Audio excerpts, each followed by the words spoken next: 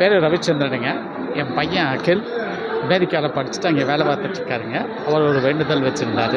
அந்த வேண்டுதல் கம்ப்ளீட் முடிஞ்சதுக்கப்புறம் கோயிலுக்கு, முருகன் கோயிலுக்கு இந்த வெஹிக்கிள் டொனேஷன் பண்ணியிருக்கோம்.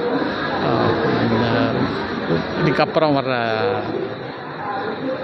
வர ஆண்டுகள்லையும் இந்த மாதிரி டொனேஷன் பண்ணுறதுக்கு முருகன் அருள் புரிவார்னு நாங்கள் நினைக்கிறோம்.